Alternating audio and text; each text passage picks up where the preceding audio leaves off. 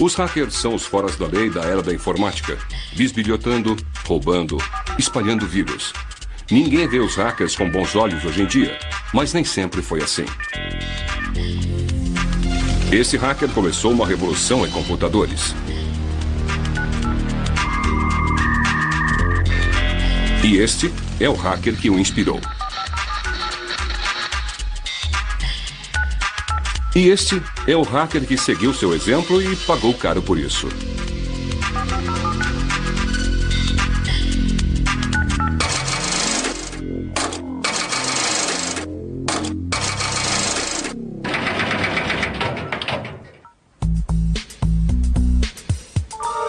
Esses três rebeldes tecnológicos são os pioneiros dos hackers. Para Steve Wozniak, ser hacker é inventar. Nós fizemos a diferença para a humanidade com esses computadores pequenos.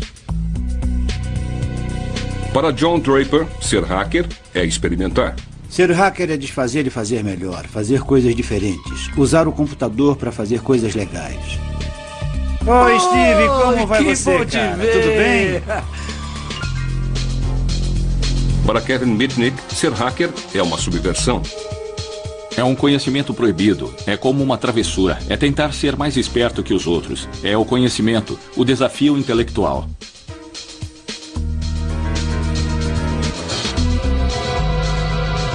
Hacker, na verdade, tem dois significados. Antes era entrar nos computadores ou algo assim.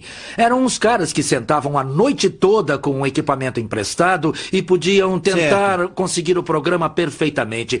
Suas histórias revelam como os hackers eram os heróis da revolução do computador, mas tornaram-se foras da lei no mundo que eles mesmos criaram. Oi. Oi? Pra que serve esse fio aí? Bom, isto é um fio de telefone. Vai da sua casa até aquele poste grande ali. Nós imaginamos que hacker é só com computadores, mas isto não teria sido possível sem a rede de telefones e foi aí que tudo começou. Em 1970, John Draper tinha acabado de sair do serviço militar e estava estudando engenharia eletrônica quando se deparou com um mundo secreto.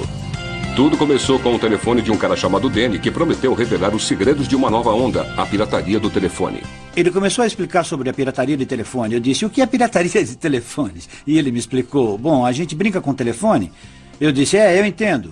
E disse, mas o que a gente faz com o telefone? E ele disse, bom, desvendamos o sistema. E a gente pode fazer ligações de graça? Ele disse, bom, por que você não vem aqui? Tem uns amigos que querem conversar com você. Quando cheguei lá, o pai dele atendeu a porta. Eu falei, queria falar com o Danny. E ele, vem comigo. Ele me levou para uma sala escura como um breu. Eu perguntei, o senhor podia acender a luz? E ele, são todos cegos, não precisam de luz. Então começamos a conversar e eu disse, me mostra como é que se faz uma ligação de graça. Eu estou realmente interessado. Nós sabíamos, claro, que era ilegal e acho que por isso era muito excitante. Não era apenas roubar da companhia telefônica, era o desafio técnico de poder fazê-lo. Numa época em que os interurbanos eram um luxo, os piratas telefônicos acharam uma forma de fazer isso de graça. As redes telefônicas eram controladas por tons. Entrar seria fácil com equipamento adequado. E isso veio na forma de um brinquedinho que vinha num pacote de cereal matinal. Este brinquedinho aqui, o apito do Capitão Crunch, se tamparmos este buraco bem aqui assim, são 2.600 Hz. Quando assopramos o apito no telefone, este som agudo é o aviso vindo do outro lado, dizendo que nós estamos prontos para processar a ligação. Com o apito do Capitão Crunch, os piratas conseguiram ter o controle das linhas telefônicas a qualquer hora e em qualquer lugar. Na verdade, uma das coisas que fazíamos era ir ao aeroporto, ficar caminhando e soprando o apito perto de telefones públicos. E fazer as ligações caírem. Na época que as ligações eram feitas pelas telefonistas, a pirataria do telefone era impossível. Mas com as mesas telefônicas humanas sendo substituídas por sistemas mecânicos, sons diferentes eram usados para acionar os interruptores. Para os piratas do telefone como Capitão Crunch e Danny, o sistema telefônico era um parque de diversões tecnológico enorme, cheio de sons e interruptores para explorar.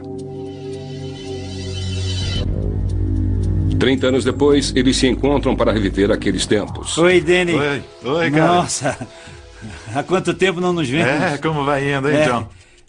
Danny, Vamos piratear ligações. Eu tenho que testar minha caixa nova. E a regra de ouro era nunca piratear em casa. Se fizessem isso, a companhia telefônica poderia achá-los. Durante a época que estava com o Danny, eu colocava numa Kombi e íamos para uma área bem rural e menor, que nós podíamos achar no mapa, bem longe. Acampávamos perto de um telefone e começávamos a piratear. Depois de aprender os tons que controlavam os interruptores, os piratas podiam viajar pelas linhas de estação em estação telefônica e de cidade em cidade. Mas precisavam de outras formas melhores para fazer os tons. Foi aí que o conhecimento de engenharia de John Draper entrou. A pirataria telefônica estava prestes a se tornar alta tecnologia com um aparelho chamado a Caixa Azul. A primeira coisa que fiz foi construir a Caixa Azul. É um tipo de caixa que conseguimos comprar nas lojas de produtos eletrônicos. É apenas uma caixa padrão do projeto antigo. A base com teclado acho que pegamos no quintal ou outro lugar qualquer. A Caixa Azul nada mais é do que um aparelho que gera tons. Gera um certo número de tons e a companhia telefônica pensa que estes tons estão vindo do seu próprio equipamento, quando na verdade estão apenas vindo de nós. Basicamente é a chave do palácio. Se quisesse falar com uma telefonista em Nova York, eu apertava aqui 1, 2 e 1 iniciar e ela me conectaria com Nova York. A sua chamada não pode ser completada. Equipados com a Caixa Azul, os piratas faziam ligações para o mundo todo, sempre por diversão para ouvirem uma mensagem gravada numa língua estrangeira. O fato da companhia telefônica permitir que o sistema fosse usado realmente me espantava. Eu não podia acreditar que era tão fácil de fazer. KP 182, iniciar. Os modelos dos números realmente me intrigaram. Eu estava no nível superior de acesso à companhia telefônica, mas num nível bem básico de acesso. A tecnologia da Caixa Azul foi o grande começo da pirataria. A rede expandiu e logo os piratas faziam reuniões secretas em linhas de conferência no interior do sistema. A maioria das pessoas usava o telefone. As pessoas falavam de coisas triviais que os jovens normalmente falam, namoradas, coisas do tipo. Tinha uma garota aqui na Califórnia. Ela brincava de telefonista. Os únicos piratas telefônicos que eu acho que tinham uma mentalidade de hacker. Um dos sistemas mais complexos no mundo na época era o sistema telefônico. E poder conhecer suas particularidades era ter acesso a uma fonte de descoberta muito rica. Não eram só interruptores mecânicos que os piratas aprenderam a manipular. Também tornaram-se hábeis manipulando os empregados das companhias telefônicas, uma arte que chamavam de engenharia social. O aspecto da engenharia social da pirataria, Danny era perito nisso. Aquele sistema é apenas a habilidade de entrar e falar com as pessoas dentro da companhia telefônica, fazendo eles acreditarem que nós trabalhávamos para a companhia. Ron, como vai? Bom, esse é o Bob Do escritório Alpine em Phoenix, Arizona. Tem um teste que precisamos fazer. Um teste de transmissão que precisamos para consertar uma das tiras de intercepção aí que se soltou e vamos pôr de volta. Ele podia ligar para a sala de interruptores, qualquer sala. Podia dizer que era o Fresno que estava falando. Encontramos um erro dentro do seu tronco aqui. Poderiam deter o número do tronco, isso, aquilo, etc. Poderiam me dar o código de identificação do tronco para isso. E o cara da companhia ia e dava. Quando as companhias telefônicas finalmente notaram a intromissão, não ficaram nada contentes. Muitos de nós fomos avisados várias vezes por agentes da companhia telefônica, sabe? Pessoas da segurança da companhia telefônica. As conferências dos piratas telefônicos logo se espalharam com histórias sobre investigações com agentes da companhia telefônica, em particular o notório Sr. Duffy. Bom, o Sr. Duffy decidiu fazer uma visita ao Bill. A mãe do Bill não quis impedir o Sr. Duffy de fazer alguma coisa. Um dos poucos agentes especiais costumava conversar comigo às vezes. Ele também conversou com meu pai algumas vezes, na esperança, claro, que eu desistisse. E então, claro, o Duffy visitou o Bill na escola, mas não acho que o Bill disse alguma coisa. Paramos por um tempo, mas então depois quisemos nos divertir de novo e acabamos voltando a fazer novamente. O Sr. Duffy logo ficaria ofuscado por uma ameaça bem maior. A exposição nacional na mídia, graças ao jornalista de Nova York, Ron Rosenbaum. Foi como entrar no subterrâneo, fora da lei eletrônico de Alice no País das Maravilhas. Eles estavam mandando mensagens para fora dos canais aceitos, mas eles estavam também criando a sensibilidade do hacker. Acho que os piratas telefônicos respondiam a um tipo de paranoia generalizada sobre telefones e sobre comunicação. Acho que por causa do movimento anti-guerra e a reação do FBI àquilo, todo mundo achava que seus telefones estavam grampeados. O telefone era um tipo de centro para um tipo de paranoia generalizada sobre intromissão governamental, falta de privacidade, esse tipo de coisa. Rosenbaum perseguiu Danny e Joe Engressia, mas o Capitão Crunch continuou anônimo. O Capitão Crunch é como um dos grandes personagens americanos, uma fantasia sobre um super-herói criado em casa.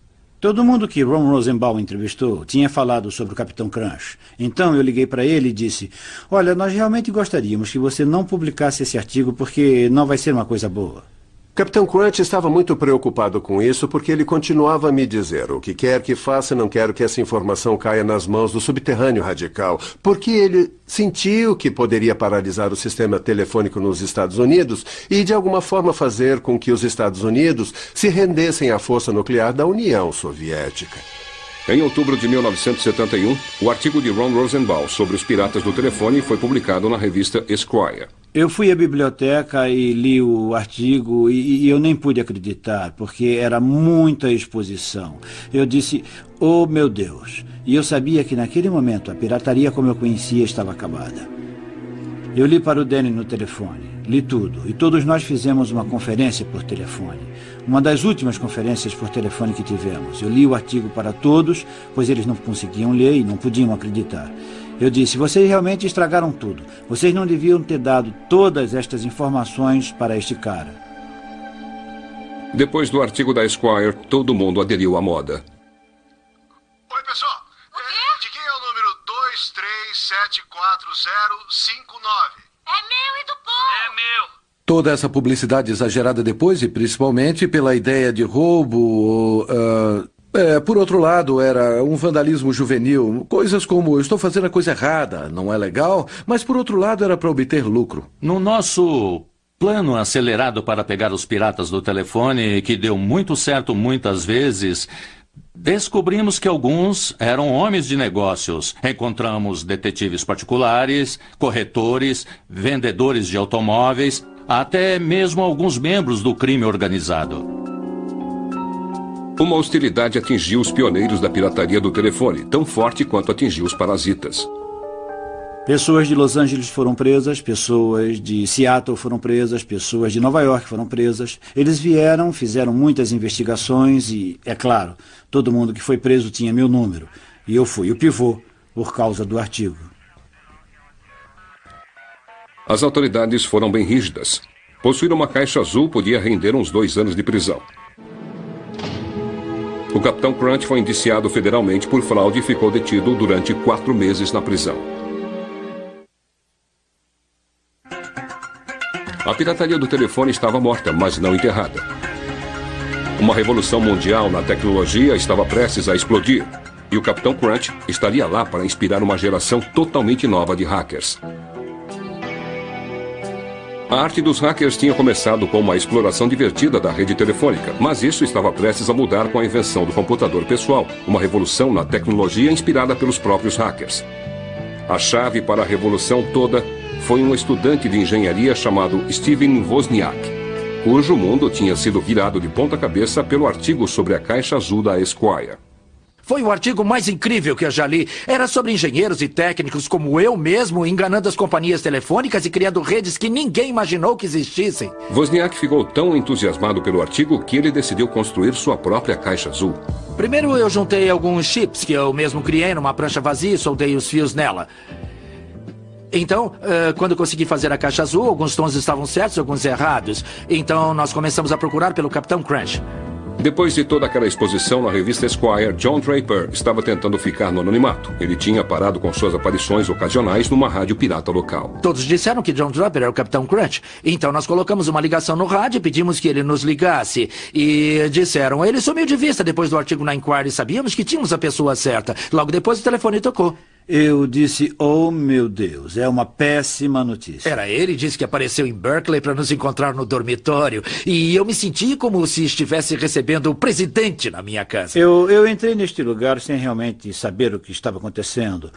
O Oz queria saber como usar a caixa azul, ele tinha feito uma.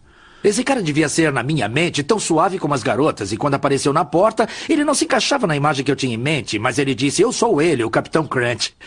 E eu disse, olha pessoal, realmente acho que não quero fazer isso. Ele disse, tá legal, tá legal. Nossa, eu me senti como um herói. Eu disse, bom, acho que está tudo bem porque eu estou num dormitório e seria muito difícil pegarem alguém fazendo esta ligação. E o Oz disse, você consegue ligar para o Papa? Eu disse, acho que sim. Então consegui o número do Vaticano e telefonamos para lá e perguntamos pelo Papa. E disseram, bom, o Papa não pode atender agora. São quase 4 da manhã.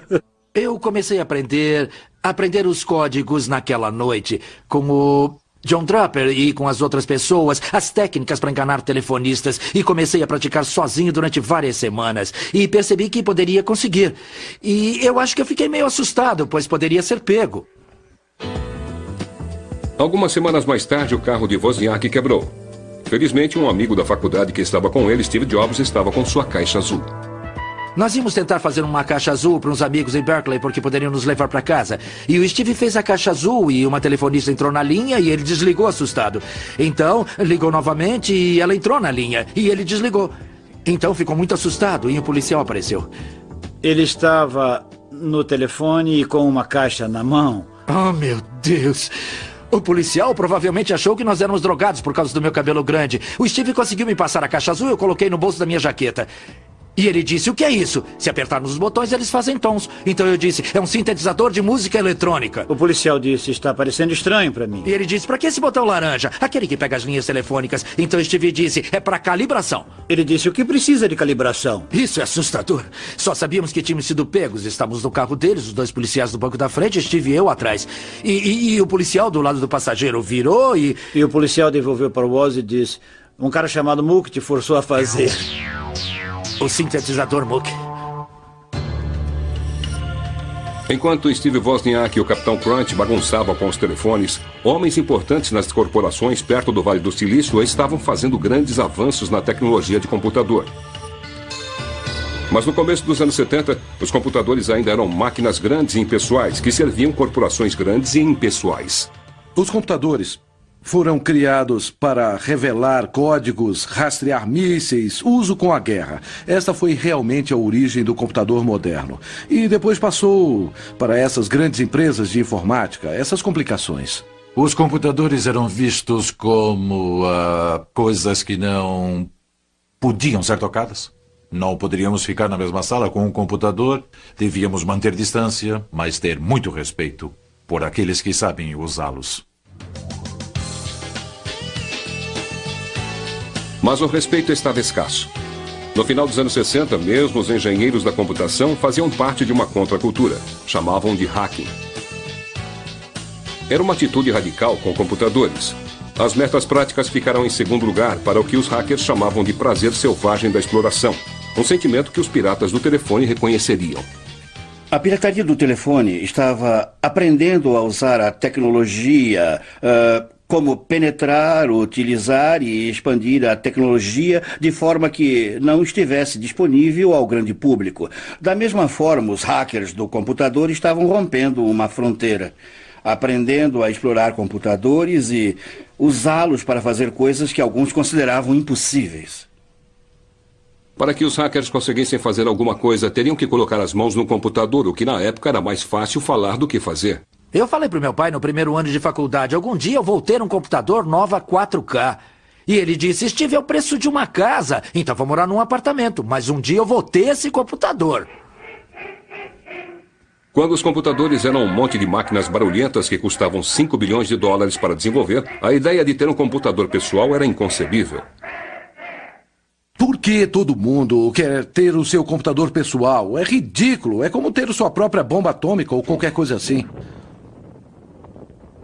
A bomba veio na forma de um equipamento novo chamado Altair 8800. Um artigo numa revista técnica apareceu introduzindo o Altair, que era um kit de computador que poderia ser montado. Isto animou tanto algumas pessoas em Bay Area que decidiram formar um clube antes mesmo que as partes do computador fossem enviadas, só para falar sobre eles e trocar informações a respeito. E batizaram como Clube do Computador Homebrew. 30 pessoas finalmente passaram uma noite em março de 1975 numa garagem só para ver esta caixa.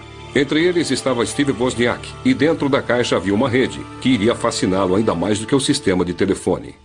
Sentados numa garagem, chovendo, escuro lá fora, com a porta da garagem aberta para a escuridão externa, todos eles começaram a conversar sobre esses computadores. O Altair era tão insignificante quanto uma caixa. Logo depois de montar e colocar os interruptores, colocamos para funcionar. E então perguntamos, bom, isto é muito legal, mas o que vamos fazer com isto? O que fizeram foi programá-lo para tocar a música Daisy.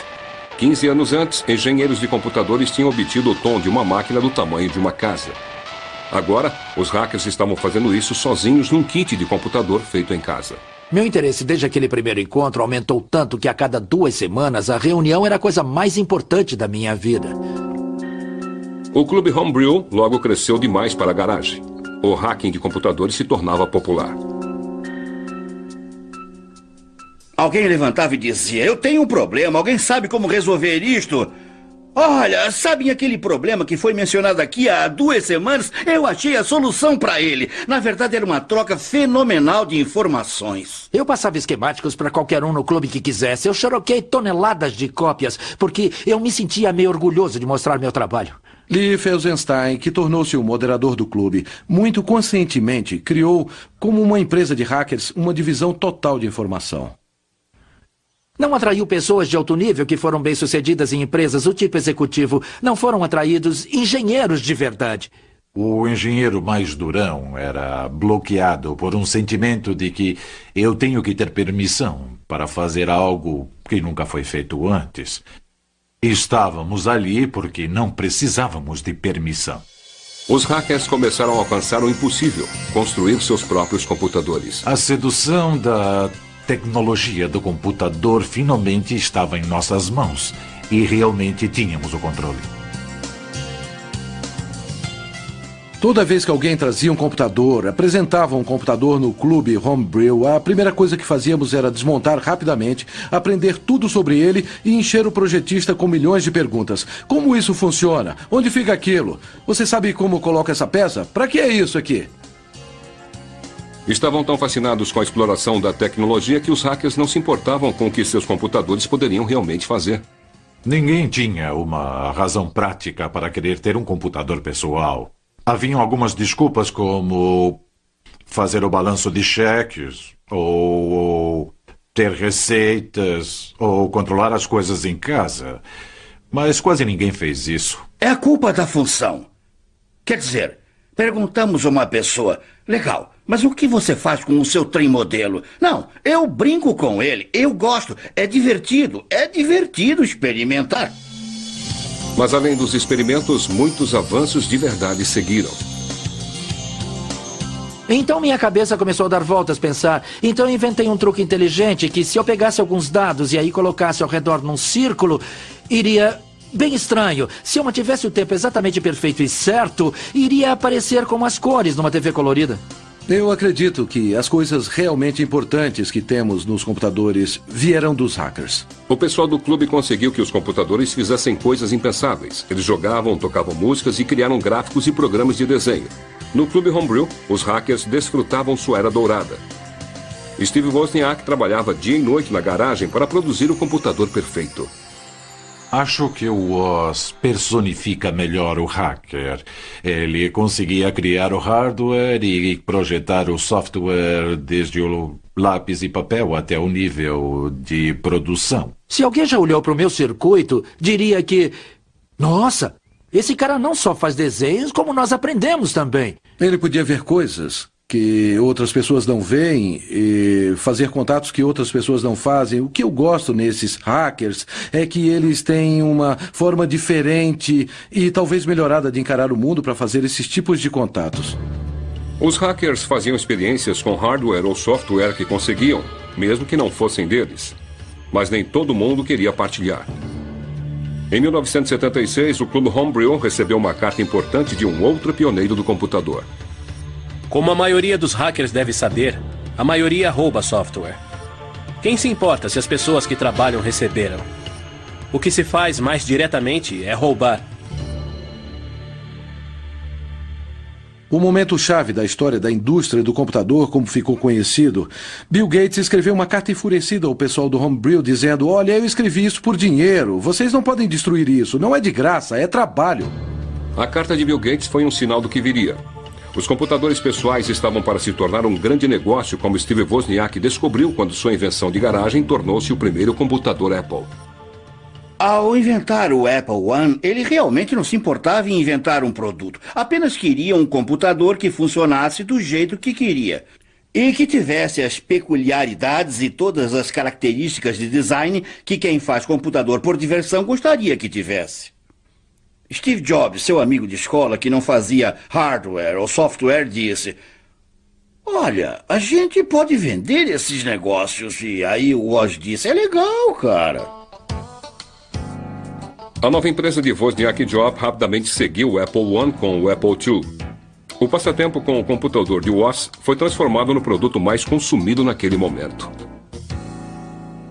O Apple II introduziu a ideia de colocar o computador numa caixa plástica como um aparelho de som ou um rádio que comprássemos. Era só levar, ligar e começar a funcionar.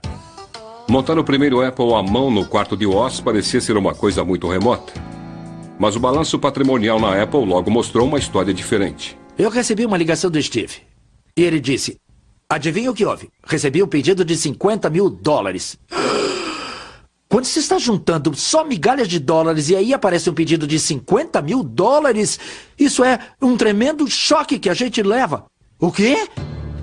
Por volta de 1982, as vendas da Apple tinham alcançado mais de $500 bilhão por ano, mas ser hacker não era compatível com os negócios. Os dias do Clube Homebrew estavam contados. Ainda fui a algumas reuniões do Homebrew, mas já não era a coisa mais importante na minha vida. O que tinha se tornado mais e mais importante era a Apple Computer, a empresa.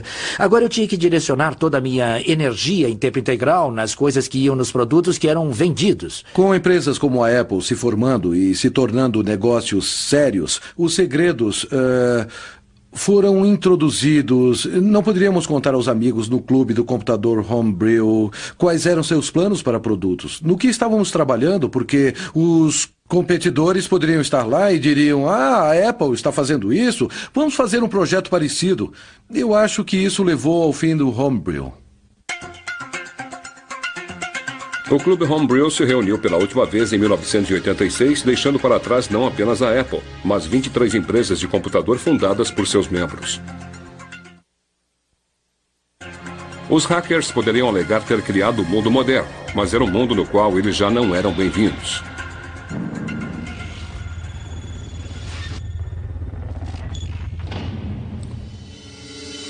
Em 15 de fevereiro de 1995, uma caçada de 2 anos acabou quando agentes do FBI armados procuravam por um criminoso num apartamento na Carolina do Norte.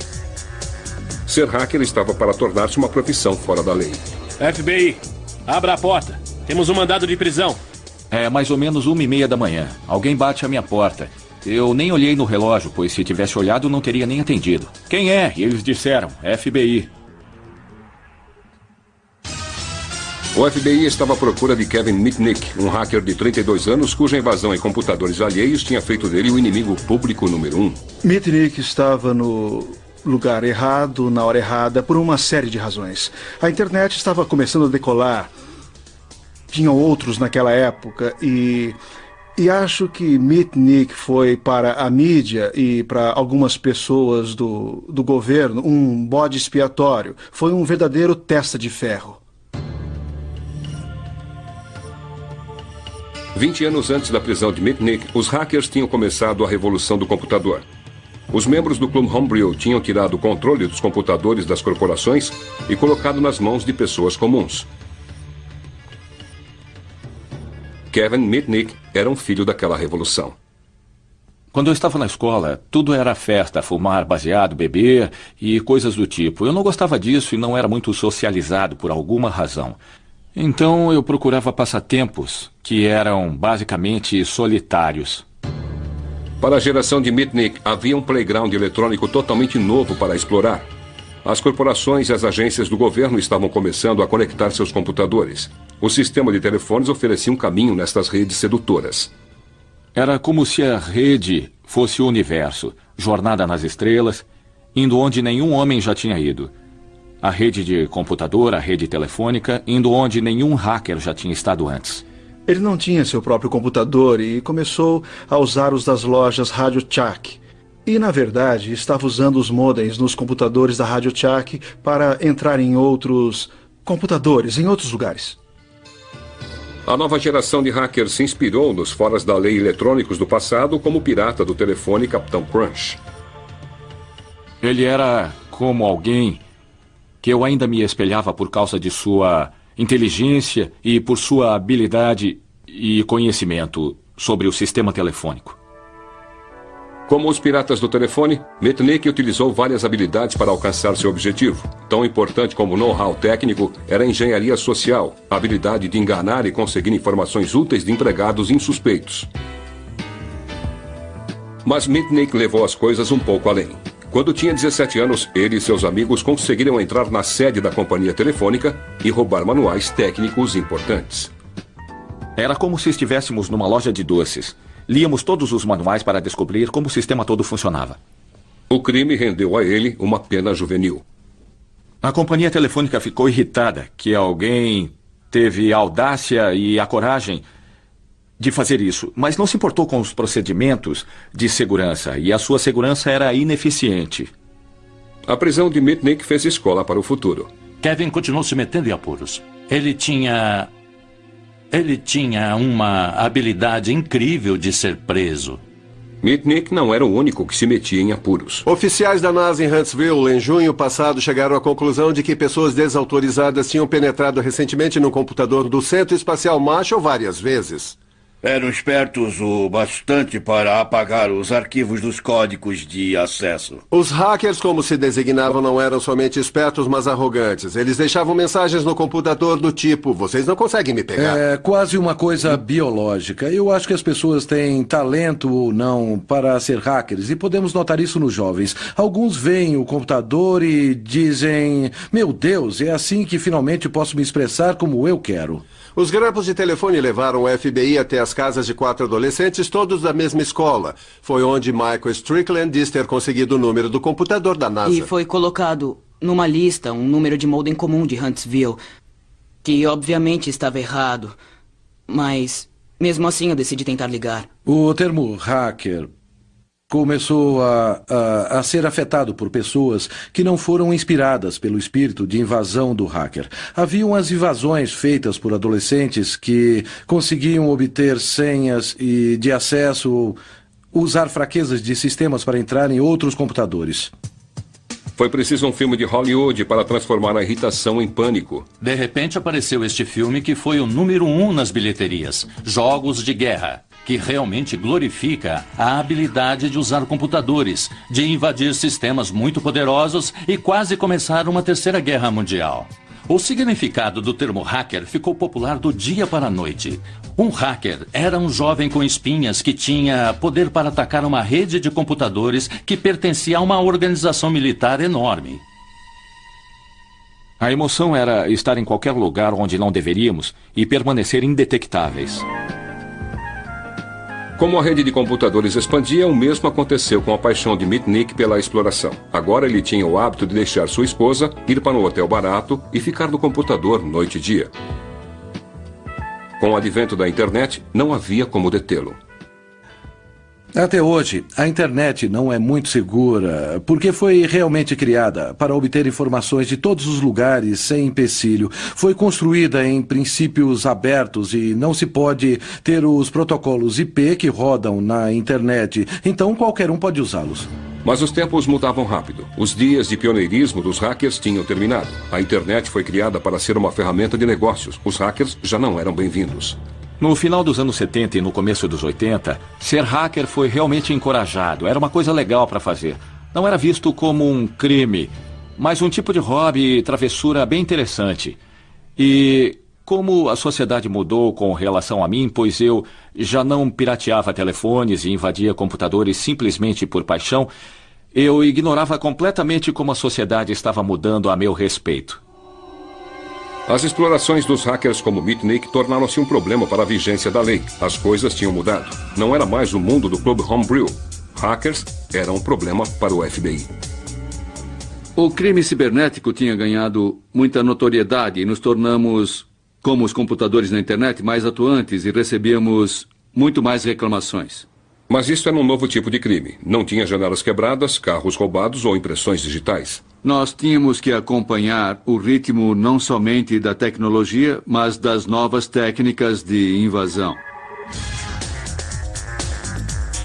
Sem freios, Mitnick escolhia alvos cada vez maiores. Em 1988, invadiu a rede da Digital Equipment Corporation e copiou detalhes de software altamente secretos.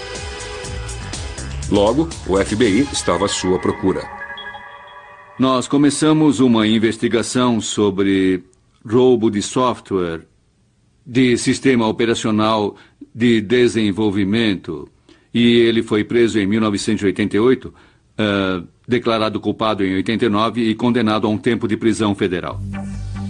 A DEC afirmava que o hacker do lado sinistro tinha causado um prejuízo de 4 milhões. No tribunal, Mitnick percebeu como o mundo tinha medo dos hackers. O promotor federal entrou no tribunal e disse ao juiz federal que se o Sr. Mitnick chegar perto de telefone na prisão, os outros presos vão poder fazer interurbanos a cobrar. Ele vai começar uma nova guerra nuclear. E eu estava lá sentado no tribunal, dependendo do juiz. Não é estúpido? O juiz realmente acreditou muito na publicidade do caso e o colocou em confinamento numa solitária. Então eles me jogaram numa solitária durante 8 meses, baseado no medo que eu pudesse começar uma guerra nuclear de um telefone público. Ele tinha, no máximo, 1 hora fora da cela durante as 24 horas do dia, mas algemado. Em 1989, depois de 1 ano de prisão, Mitnick saiu em liberdade condicional e teve que participar de um centro de reabilitação. O juiz achava que ele era viciado em computador. Finalmente, ele teve a permissão de ir para o apartamento do pai, mas já era um homem marcado. A companhia telefônica monitorava todas as ligações das 3 linhas do nosso apartamento. Eu queria descobrir quem estava por trás de tudo e o porquê. Então, descobri que eram os investigadores na Pacific Bell que tinham colocado este equipamento. Então comecei a obter informações. E como se coleta informações? Interceptando comunicações. Então consegui as senhas de voz do sistema de voz deles, como a gente tem um para as nossas casas. Eu ouvia as mensagens e tentava obter qualquer informação que tivessem se estivessem falando de mim. Bom, o governo caracterizava isso como violar um computador. Então eles enviaram um mandado por violar minha liberdade vigiada e isso me deixou muito aborrecido. Então eu disse, me peguem se puderem. Quando o FBI foi prender Mitnick em dezembro de 1992, ele já tinha fugido. Ele estava fugindo porque não confiava no governo e não confiava no FBI e acreditava que se falasse com eles o prenderiam novamente e teria que voltar à solitária. E ele faria qualquer coisa para não voltar para aquela cela novamente. Foi uma grande aventura. Fui para uma cidade, para um hotel, achei um lugar para morar, arranjei um emprego numa firma de advocacia e comecei a minha vida do zero. Mas, claro, eu tinha que construir um passado. E fiz isso sozinho, arranjando referências falsas. Arranjei uma identidade para que pudesse me sustentar. Bom, o que eu fiz foi baixar toda a informação de todo mundo que se graduou em informática. E então procurei por um nome que gostasse. E encontrei um, Eric Weiss. E sabia que esse era o nome verdadeiro de Harry Houdini. E já trabalhava na firma de advocacia em Denver há mais ou menos 1 ano, um pouco mais que 1 ano com o nome de Eric Weiss. E a minha ruína foi que continuei com o meu hobby de hacker. Mitnick podia entrar num sistema ligando para pessoas do seu celular enquanto caminhava para casa, iludindo administradores, secretárias e mesmo executivos para obter informação. Mitnick agora era hacker com o propósito de se manter um passo à frente da lei. Ao invadir uma companhia de telefonia celular e copiar esquemas dos seus telefones, ele conseguiu fazer chamadas não identificáveis. Ele nunca teve uma meta idealizada ou qualquer objetivo real, além de continuar invadindo e estar sempre um passo à frente do FBI. A notoriedade de Mitnick logo se espalhou. No verão de 1994, o fracasso do FBI em agarrar o fora da lei da internet virou notícia da primeira página graças ao jornalista John Markoff. Ele simplesmente era uma boa história. Um rapaz que já tinha sido preso antes, que conseguiu usar suas habilidades para evitar a vigência da lei. Era uma boa história. Ele criou o mito de Kevin Mitnick, o John Dillinger do espaço cibernético. Eu acho que tinha mais de 60 alegações sem fundamento, confirmadas como fatos, tais como invadir a Arad, alegar novas histórias falsas sobre o Security Pacific Bank, grampear o FBI. O retrato que Markoff fez de Mitnick aumentou o medo crescente de homens de negócios e membros do público que estavam ficando acostumados à ideia da vida online. Isso foi na época em que a internet estava sendo comentada, a rede mundial estava aparecendo e as pessoas estavam dizendo: nós podemos usar isso na nossa vida e nos negócios. E se continuarmos a usar isso em negócios, teremos que nos certificar que é seguro, porque se vou colocar milhões de dólares e vou ter informações sobre clientes ou empresas disponíveis para qualquer um na rede, quero me certificar que esteja disponível somente para as pessoas certas. Todos nós confiamos nos computadores nas nossas vidas diárias. Transporte, banco, Wall Street. De alguma forma, um computador nos toca em tudo que fazemos. Quando pegamos o telefone, é um computador. E as pessoas não têm muita intimidade com a tecnologia. Acham que é uma coisa mística e mágica que alguém lá longe, que é o inimigo público número 1, pode manipular e arruinar tudo. Quando o FBI encontrou o inimigo público número 1, ele estava vivendo na Carolina do Norte sob o pseudônimo de Tom Case. FBI, abra a porta. Temos um mandado de prisão. Estão procurando a pessoa errada. Podem checar a caixa de correio lá embaixo. Imediatamente fui para o telefone e avisei minha família onde estava, porque eles não tinham nenhuma ideia que eu estava na Carolina do Norte. Liguei para o meu advogado... Só um minuto. E avisei a ele que o FBI estava na minha porta. Acabei abrindo a porta e me perguntaram: quem é você? E assim que eles entraram, disseram: você é Kevin Mitnick? Eu disse: não, sou Tom Case. E por que estão na minha casa? Não checaram as caixas de correio antes de entrar sem pedir licença? Eu banquei o ingênuo e o irritado. Vocês têm um mandado? E se você for um Kevin, nós temos, e eu não sou esse tal de Mitnick. Onde está o mandado? Aí eles disseram: temos que levá-lo para a sede do FBI, tirar suas digitais e ver se você é ele ou não. Aí eu disse: sem problema, tudo bem. Pode me dar seu cartão e me diga que horas querem que eu esteja lá de manhã e estarei lá. E eles: não, queremos que você vá agora. Não queremos que apareça lá mais tarde. E disseram: prendam ele, algemem ele. E fui preso. Mitnick estava de volta atrás das grades, desta vez com 25 acusações de fraude de computador e telefone. O caso era tão complexo que Mitnick passaria 4 anos e meio numa cela antes do julgamento.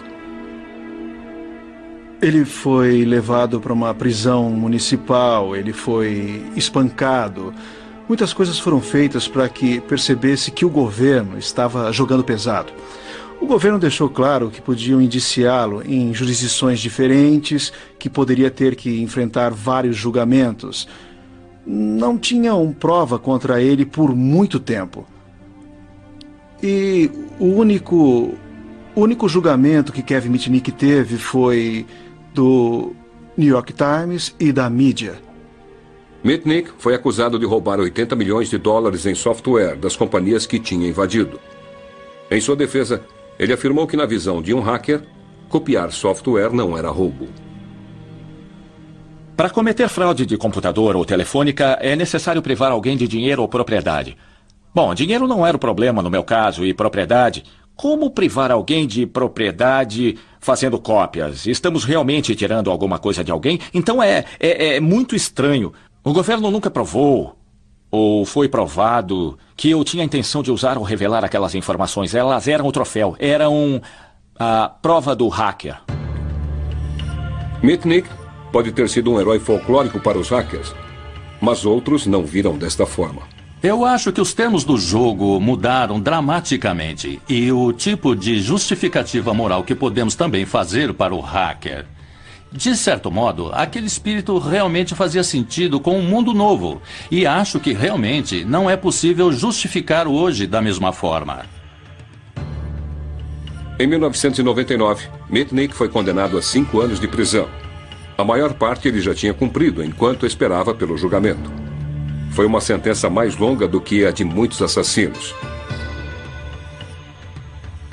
Foi solto em liberdade condicional no começo do ano passado.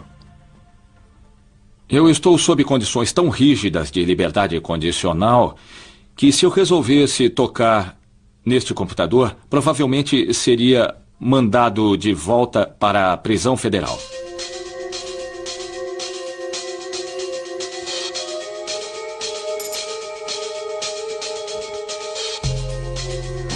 Kevin Mitnick pode ter sido banido dos computadores, mas ele pode se juntar com seus hackers heróis, Capitão Crunch e Steve Wozniak. É mais sensacionalista fazer com que os hackers sejam vistos com medo e como uma ameaça às nossas vidas, nossa segurança, dinheiro e tudo mais.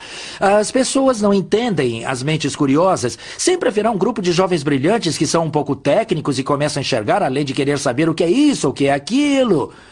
Esses pioneiros acham difícil aceitar a ideia de que os hackers sejam fora da lei. Mas o mundo mudou e tudo que sobrou são boas lembranças e relíquias dos velhos tempos. 30, 40 anos atrás, mais ou menos isso. Isso não traz antigas lembranças? Sim, traz, sim. Eu não trocaria nada nesse mundo pelo sucesso da Apple, exceto aquele ano que eu não desisti, aquele ano em Berkeley. Antes disso, houve o apito de um certo Capitão Crunch.